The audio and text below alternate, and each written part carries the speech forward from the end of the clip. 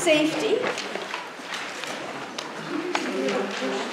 And I'm going to give you a minute or so, just kind of have a look at that, and then we'll chat about safety.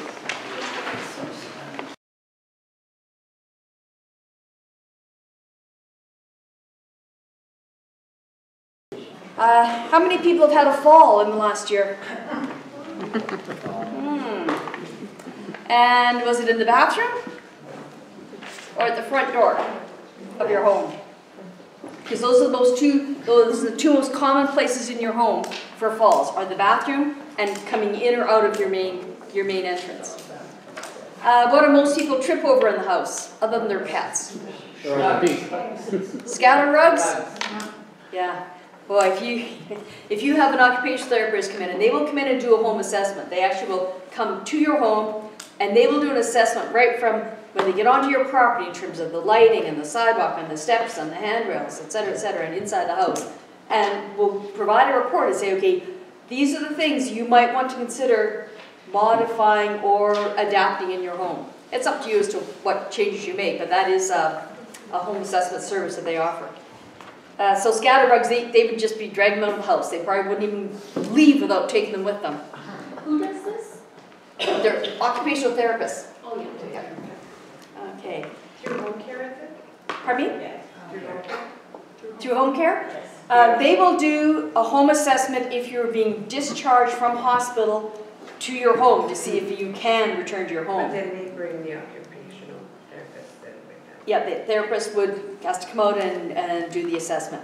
But for people that haven't been involved through the home care system, you're functioning well on your own, you may want that sort of overview if you're saying, I want to stay in place, but what should I consider doing? Like, well, I'd probably talk with this, like, for example, there's using doorknobs and levers. And the light switches, do they have the light switches that have the little light on them so you can see them? And just all sorts of, you can do lots of changes to make your home safer. Home monitoring system, there's a whole bunch of stuff out there with TELUS now. You can get a doorbell that actually has a camera in it. Way better than those little peepholes in the doors. One thing for me, they just kind of look right over my head. So, but there's lots of different sensors and things that you can have in the home. Fall detection system. How many people have a personal response unit? Okay. And so how does it work? How does yours work? Mine is through TELUS. Okay. Actually, it died just before it came, so I had to put it back on its bar. Okay. It's about this big. Yep. And you wear it on the necklace. Mm-hmm. And there's a button on it. I got the GPS one, so TELUS charges you $50, but if you're multi, it's $45 a month. And the GPS is a better one because if you're out and about and you fall, they detect it. I've had it go off a couple of times, and they just phone you and say, Mrs. Harvey. They phone you or they speak to you through your device? Yeah, sorry, they do the speaker. Yeah. One day I was at the hospital doing my physio and it went off, but then it stopped, so there was no voice or anything. I thought it was fine. And they had called my 2 emergency people, so then they were calling me on my phone and said, are you okay? And I'm like, yeah. I heard a voice say, Mrs. Harvey, and then it went, yeah. So I thought there was nothing to it. And then, but they're pretty good about calling in and all that, but you definitely have to, because I wear it all the time because I'm alone and I have no family or friends here. So it just... Oh, you have friends. We're all here. But, well, I think that they're a great idea. I just recently had a stroke. So I have neuropathy and I have neck surgery that I'm supposed to have. So with the stroke on top of it, I'm just a little more unstable, that somebody had said to give the necklace. So I think they're a great idea. So that's just an evening out for the month that I'll be using my life. Yeah. I fell twice before I had the stroke, and then going up the stairs, sometimes I fall backwards because I had vertigo that they didn't know about. So that was the unsafe too. Well, I think so personal response units, I think they're great for anybody to have. But particularly if you are living alone. And if you're going to look at getting one, I would certainly recommend the ones that have two-way communication. So that if you, if you fall, the voice comes. Sometimes they'll beep a couple. Depends on the brand. They may beep a couple of times, and if you're fine, you just hit the button and it disables it, and they know you're good. If you don't, then the voice comes on to see how you're doing. And you can have them communicate with TELUS, with an operator. Some of them you can choose to have them communicate directly with your contact people. So there's different companies.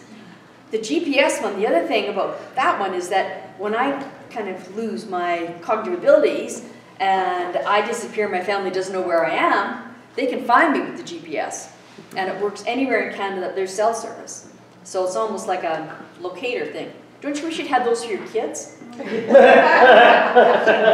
used to say and it's waterproof, so meaning, not that you should go swimming with it, but certainly showering and bathing are fine. And there's another feature. What is the cost of that? So TELUS is, if you're bundle, like you have your internet, TV, and your phone with them, it's regular $55, and if you have a bundle system, they give it to you for $45 a month. And I've got an even better bargain for you. Okay. This one's called CareTrack. Care, C-A-R-E-T-R-A-K. This one's out of Ontario, and it has the GPS. I've set mine up so it just contacts a contact person versus EMS, because I don't really want them coming through the front door at the battering ram. And it also has a decelerator in it, so it senses as I fall. So I don't have to hit the ground and fumble around and find the button. It senses that I have fallen, and then it'll start beeping, and if I can't disable it, it knows that this is something serious.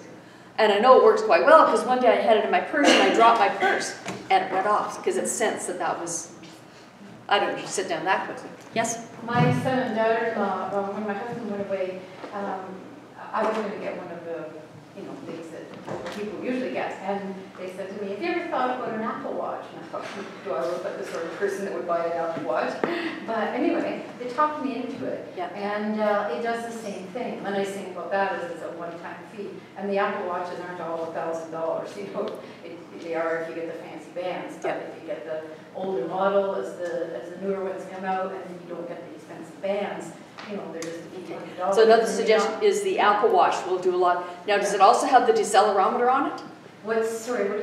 That senses if you fall? Yes, it does. So I can press the button, because when my husband went away, he didn't want to worry that I was going to fall, because it's broken a lot of things, and the house isn't good. So, you can press it, and the SOS will come up, and you can touch it, but it will also sense falls. It will say, have you just fallen? And if you don't respond, it will send... Because I think that's an important one, because if you fall and whack your head, then you're not going to be able to press the button. And so you need to know that it will kick in. Well, this CareTrack one, I think it's $100 to buy it up front, and then it's $15 a month. So that's the best deal I found. There was a story on the news just recently where they credited an Apple Watch with saving a couple people's lives. One was an emergency situation where somebody had come into their home and she pressed the Apple Watch and helped you. And another was a fall that was detected. So. Anyway, I think that anybody who lives alone should have one. I don't have mine on today because I just got back from out of town last night and I need to charge it. And this one comes with the lanyard around your neck. It also comes with a little thing for a belt clip. So for the fellas, if you want to just wear it a little bit less, sort of a necklace kind of idea. So where do you get these? Well, I just ordered mine online. So CareTrack. So if you have access to the internet at all, you'll be able to find a toll-free number. If you email me, I'll send you the number. I don't know what it is off the top of my head. But it's phone number? Yeah. Oh, you've got it. 1-855-333-3381. Right? Yeah, for a consultation. Yep, that's it. Yep. Did you get that? Hey, I love having a secretary. Okay, so falls are probably the biggest risk for people, breaking bones and things like that. The other big safety thing is your home. And is your home safe? Do you have motion sensor lights near the door so that if somebody's coming to the door, you can look through the window and see them? What are some other things that you've done to be safe at home? I have the doorbell now, that when you ring the doorbell, it's a video camera. Yeah. Okay, so that's also through TELUS, and and you can see it right on your phone. One of my clients is a mobile. She has it set up to her phone, and then she can just press a button on the phone And talk. to talk to them, and also to unlock her front door. So when I leave, she doesn't have to get up with the walker and lock the door. She hear me leave, I say goodbye, close the door, and then she can lock the door. But they're not great for people who can't see what's on the phone. No. No, it has to be auditory then if you're visually impaired. There's a guy, Christopher Warren at CNIB, that if you have any visual problems, he just has a wealth of tools, and he knows every app out there that is to help you if you're visually impaired. So we talked about, and home monitoring, I guess like an alarm system. Okay, I can't think of anything else on that one. Any other questions or ideas for the safety idea? Community supports. Okay. So I think that's in here is called supports and services.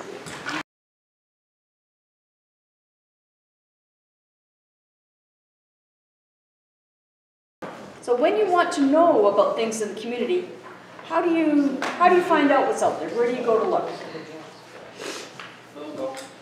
Google? Okay, so if you use a computer, go to Google. Friends?